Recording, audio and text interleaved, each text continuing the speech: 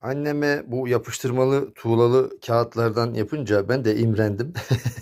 Benim şömine, küçük odadaki şömine, yanan şömineyi ben kendim tuğlalar yapmıştım böyle.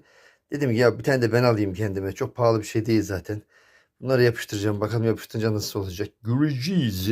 Evet, yapıştırınca böyle oldu. Benim boyadığımdan alakası yok tabii. Harika bir dokusu var çünkü. Birada görüldüğü gibi çok da güzel oldu. Bir de yakalım bakalım şunun ateşini de bir yakalım.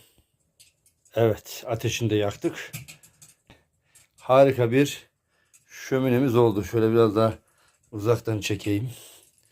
Çok daha güzel oldu. Çok daha gerçekçi oldu. Harika.